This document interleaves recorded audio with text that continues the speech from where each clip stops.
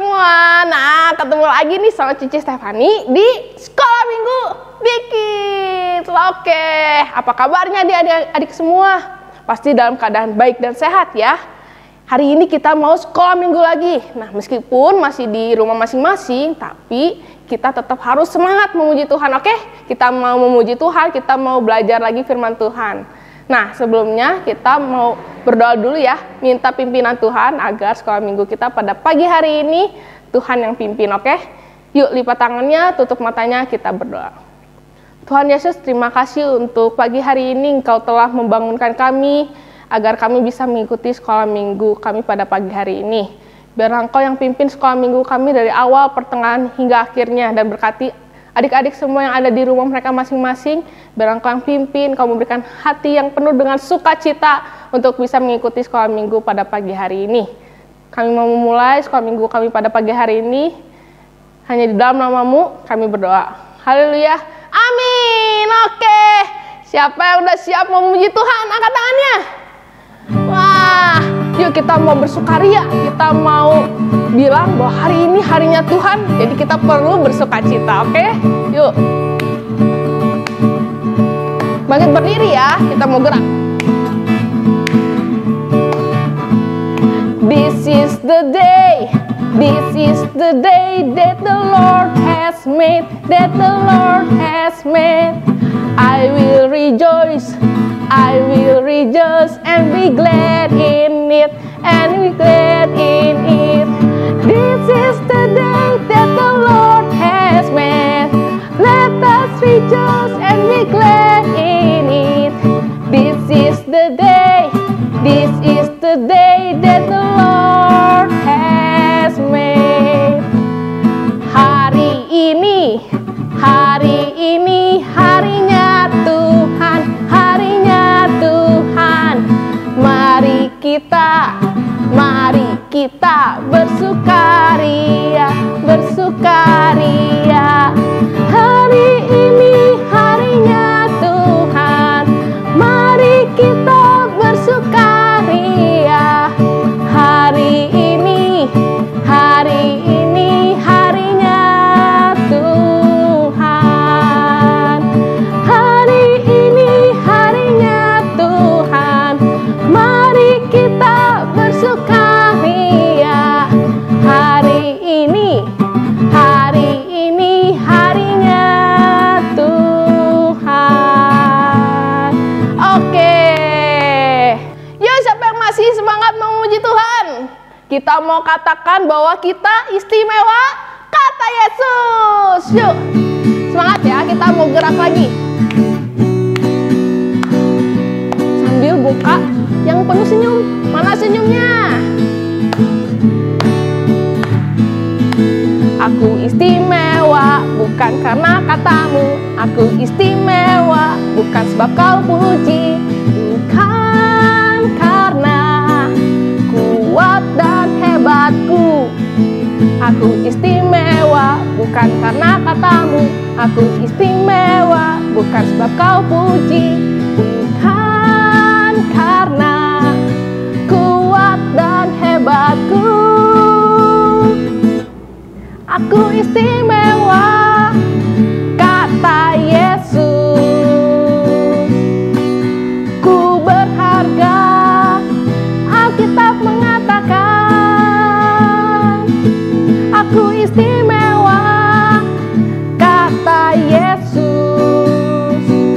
Ku ditebus bukan dengan emas perak, tapi darah Yesus. Sekali lagi ya, kita katakan aku istimewa. Aku istimewa bukan karena katamu. Aku istimewa bukan sebab kau puji. Bukan karena kuat dan hebatku. Aku istimewa bukan karena katamu. Aku istimewa bukan sebab kau puji. Bukan karena kuat dan hebatku. Aku istimewa kata Yesus. Ku berharga,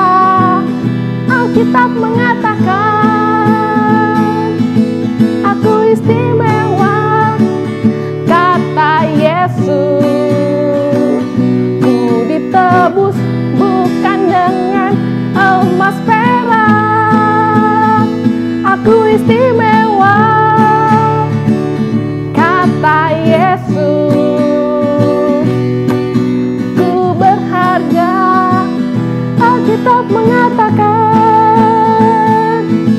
aku istimewa, kata Yesus. Ku ditebus bukan dengan emas perak, tapi darah Yesus. Ku ditebus bukan dengan emas perak, tapi darah Yesus. Oke, adik-adik, nah hari ini kita mau belajar dari salah satu tokoh yang ada di Alkitab. Nih, Cici kasih clue nih. Dia adalah seorang pemungut cukai. Ayo, siapa yang udah tahu siapa itu orangnya? Yang nggak tahu nih, Cici kasih clue lagi. Dia itu orangnya pendek. Ayo, udah ada yang tahu siapa? Nah, Cici kasih tahu nih. Hari ini kita mau belajar dari seorang yang bernama Zakeus. Iya, Zakeus itu adalah seorang pemungut cukai. Dan dia orangnya pendek. Nah, kita mau belajar satu lagu tentang Zakeus. Yuk, adik-adik masih tetap berdiri. Kita mau belajar lagunya sambil gerak ya.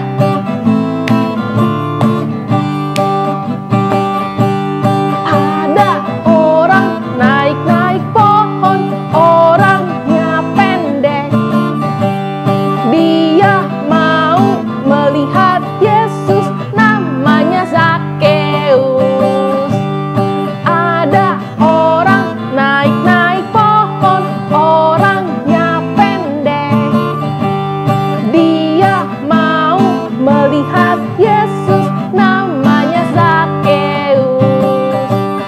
Hai Zakeus, turunlah, Yesus memanggilmu.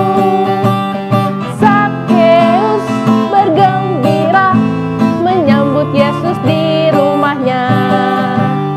Ada orang naik-naik pohon, orangnya pendek. Dia mau melihat Yesus, namanya Zakeus. Hai Zakeus, turunlah, Yesus memanggilmu. Zakeus bergembira menyambut Yesus di rumahnya. Hai Zakeus, turunlah, Yesus memanggilmu. Zakeus bergembira menyambut Yesus di rumahnya. Menyambut Yesus di rumahnya. Menyambut Yesus di rumahnya. Yuk adik-adik boleh duduk kembali. Pastinya udah pada capek ya tadi gerak-gerak. Nah, Cici juga capek nih, tapi kita mesti tetap semangat. Kita sebentar lagi mau mendengarkan firman Tuhan. Kita mau belajar sama-sama, kita mau belajar dari seorang Zakeus. Yuk, kita bentar lagi mau firman Tuhan, kita siapkan hati kita mau nyanyi satu lagu, Yesus Ku Panggil. Biarlah Tuhan yang memimpin, yang menuntun langkah kita ketika kita belajar firman Tuhan. Oke? Yesus ku panggil, Yesus ku undang, masuk dalam hatiku. Yesus ku panggil, Yesus ku undang, masuk dalam hatiku.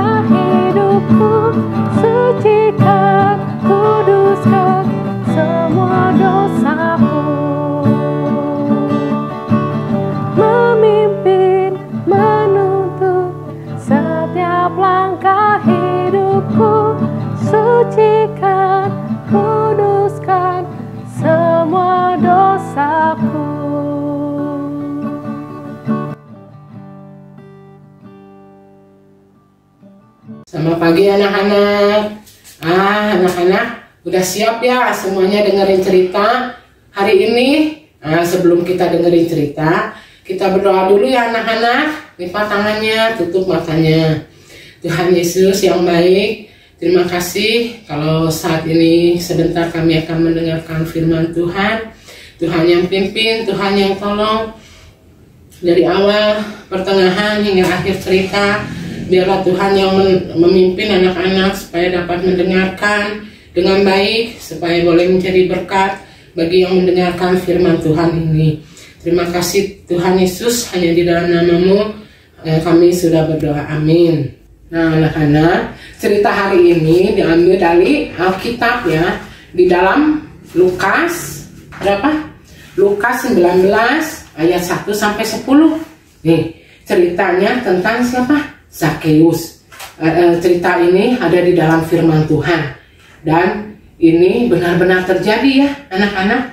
Anak-anak mau kan dengerin firman Tuhan? Yuk kita mulai ceritanya. Wah, lihat di sana ada sebuah pohon besar. Wah, pohon ara. Di pohon ara itu anak-anak pernah terjadi satu peristiwa yang sangat besar. Begini ceritanya anak-anak. Waktu itu ada seorang bapak, namanya Bapak Zakheus. Bapak ini sangat kaya. Wah, banyak uangnya anak-anak. Ya. Wah, banyak sekali dia. Banyak punya uang.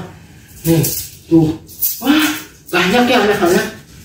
Dia sangat kaya di kota itu, namanya di kota Yeriko ya. Tapi tahu nggak anak-anak? Pekerjaan Bapak ini ada pekerjaan yang tidak baik. Pekerjaannya adalah seorang kepala pemungut cukai. Apa itu kepala pemungut cukai? Yaitu orang yang menagih pajak kepada rakyat-rakyat. Nah, Bapak Zakheus ini selalu menagih kepada rakyat-rakyat. Ayo, sekarang bayar pajak. Tapi tahu anak-anak, Bapak Zakheus ini menagih lebih dari yang seharusnya. Misalkan seharusnya cuma 1, dia harus minta ke rakyat, minta 2. Wah, itu perbuatan yang tidak baik ya. Nah, anak-anak sehingga masyarakat di situ tidak menyukai Bapak Zakheus ini. Karena Bapak Zakheus ini jahat. Karena dia mengambil lebih dari yang harusnya. Wah, semua pada benci sama Bapak Zakheus. Setiap kali Bapak Zakheus ini menagih uang, wah, rakyat di situ pada takut. Karena Bapak Zakheus ini perbuatannya tidak benar. Nah, anak-anak, suatu hari di kota Yeriko itu Yesus datang. Nah, Bapak Zakheus ini pernah mendengar kalau Yesus itu pernah menyembuhkan orang buta, orang lumpuh bisa berjalan. Wah, banyak sekali mujizat yang dilakukan Tuhan Yesus. Wah, tahu nggak anak-anak, Bapak Zakheus pengen lihat seperti apa Tuhan Yesus itu. Bagaimana Tuhan Yesus itu. Tapi anak-anak tahu, karena Bapak Zakheus itu tingginya tidak setinggi orang-orang lain. Dia berbadan pendek. Wah, anak-anak. Tapi Bapak Zakheus sangat ingin melihat Tuhan Yesus. Nah, tahu nggak anak-anak gimana caranya? Bapak Zakheus ini lari. Dia mendahului orang-orang yang berbondong-bondong juga pengen lihat Tuhan Yesus. Dia lari duluan ya. Nah, di situ di dekat jalan ada sebuah pohon ara. Wah, kata Bapak Zakheus gini. Wah, saya harus naik pohon ara itu supaya saya bisa melihat Tuhan Yesus. Siapa Tuhan Yesus itu dan bagaimana Tuhan Yesus itu? Nah, anak-anak, kemudian Bapak Zakheus itu naik ke atas pohon. Wah, dia lebih tinggi ya sekarang dari orang-orang yang lain ya. Wah, dia lihat. Wah, itu Tuhan Yesus datang. Wah, anak-anak mau tahu apa yang terjadi saat Tuhan Yesus melewati Zakheus? Nah, anak-anak, Tuhan Yesus melewati Zakheus pohon ara itu. Kemudian berkata, "Hei, Zakheus, turun. Hari ini aku harus menumpang di rumahmu." Wah, Zakheus terkejut. Kenapa terkejut anak-anak? Dia tahu nama saya. Tuhan Yesus tahu nama rumah saya. Wah, Tuhan Yesus itu tahu, Tuhan yang Maha tahu ya. Tuhan tahu siapa nama anak-anak di sini. Tuhan tahu anak-anak sedang apa. Karena Tuhan Yesus adalah Tuhan yang Maha tahu. Sehingga dia pun tahu bahwa Sakeus namanya. Nah, kemudian Sakeus turun dari pohon ara itu. Dan, wah, Tuhan Yesus mau menumpang di rumah saya. Wah, Tuhan Yesus Sakeus sangat senang karena Tuhan Yesus mau menumpang di rumahnya. Wah, kemudian Tuhan Yesus bilang apa? Wah, hari ini telah terjadi keselamatan di rumah ini, katanya. Wah, tahu nggak apa yang diperbuat Sakeus saat Tuhan Yesus datang ke rumahnya? Nah, anak-anak, apa yang terjadi dengan Sakeus? Nah, Bapak Sakeus ini bilang ke Tuhan Yesus, setengah dari milikku akan kuberikan kepada orang-orang miskin. Dan sekiranya ada yang kuperas lebih dari yang aku ambil, aku akan kembalikan 4 kali lipat. Wah, sangat besar ya anak-anak. Kalau waktu itu Bapak Sakeus ambilnya 100 perak, wah dia akan mengembalikannya 400 perak. Wah, sangat banyak ya. Tapi karena Bapak Sakeus ini telah mengenal Tuhan Yesus, dia berubah. Dia yang tadinya memeras rakyat, sekarang tidak, dia mengembalikan apa yang sudah dia peras dari rakyat. Tapi anak-anak, banyak orang-orang juga yang tidak suka. Karena apa? Kok Tuhan Yesus mau menumpang di rumah orang yang berdosa? Bapak Sakeus ini kan orang berdosa. Tapi anak-anak, Tuhan Yesus tidak peduli. Tuhan Yesus sayang kepada Bapak Sakeus. Dia tetap datang, dia tetap mau menerima Sakeus sebagai orang yang percaya kepadanya. Nah, anak-anak, Tuhan Yesus datang itu adalah untuk mencari dan menyelamatkan yang hilang, bukan untuk orang-orang yang benar. Ya, Tuhan Yesus datang untuk menyelamatkan ibu, untuk menyelamatkan anak-anak di sini semuanya ya. Karena Tuhan Yesus apa? Sayang kepada anak-anak. Tuhan Yesus mau anak-anak percaya. Tuhan Yesus mau anak-anak menjadi anak-anak Tuhan Yesus ya. Seperti Bapak Sakeus tadi. Bapak Sakeus yang tadinya tidak percaya kepada Tuhan Yesus. Tapi setelah Bapak Sakeus percaya, dia berubah. Darinya yang tadinya dia jahat, memeras lebih kepada rakyat. Sekarang setelah dia mengenal dan percaya kepada Tuhan Yesus, dia kembalikan semua yang diperasnya. Dan mengembalikan 4 kali lipat ya, apa yang sudah diperasnya. Wah, anak-anak, ada perubahan dalam hidup Bapak Sakeus ini setelah dia mengenal Tuhan Yesus.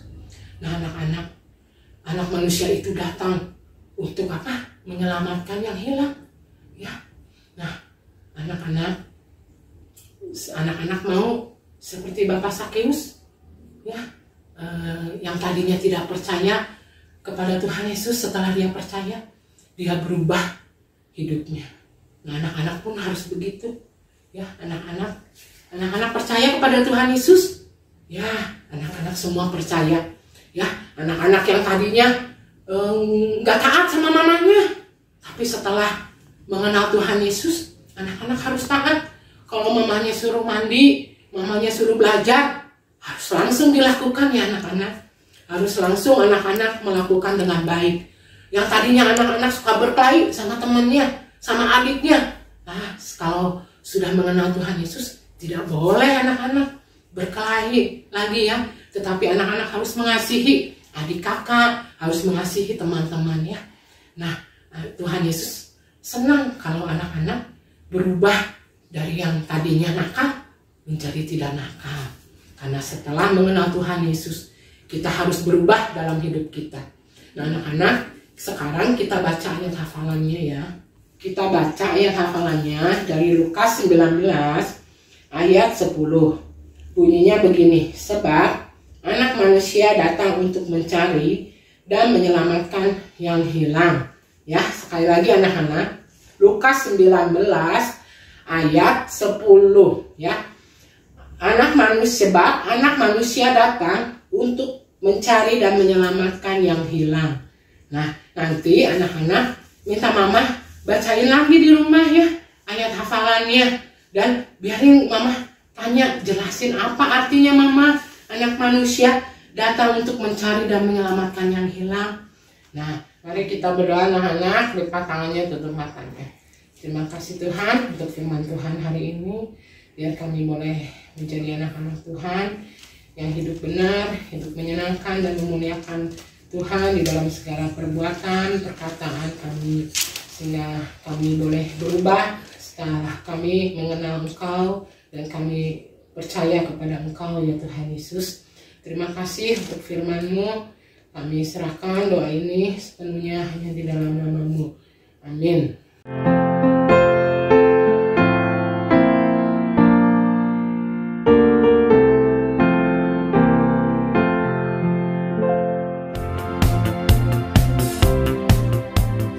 Selamat ulang tahun Gereja Baptis Indonesia Bethlehem. Kiranya di usianya yang ke-60 semakin bertambah dewasa rohaninya, semakin maju dan semakin bertumbuh dalam Tuhan, menjadi berkat dan lebih bersahati dalam melayani Tuhan. Tuhan Yesus memberkati. Halo, selamat ulang tahun yang ke-60 gerejaku, Gereja Baptis Indonesia Bethlehem.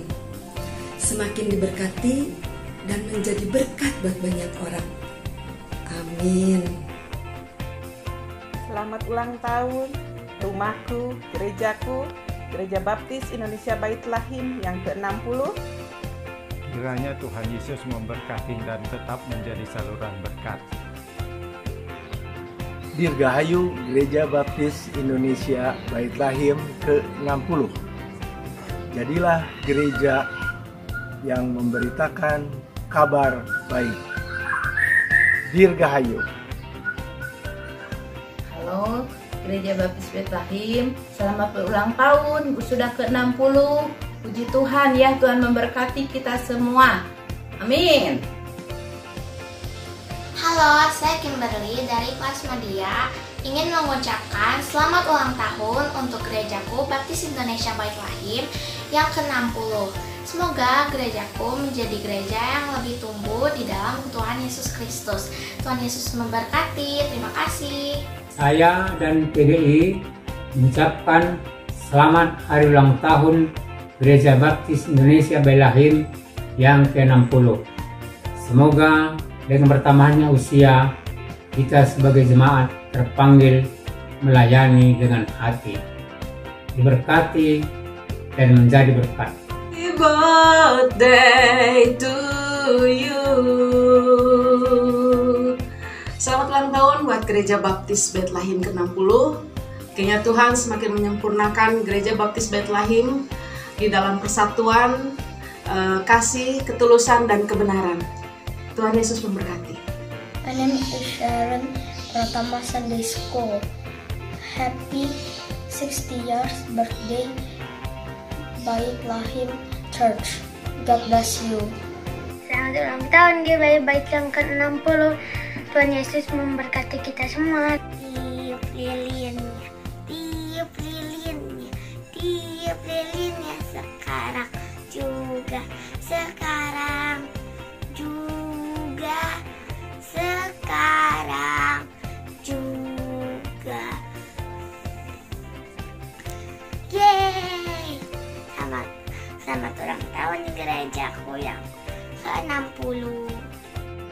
Halo, nama saya Adriel.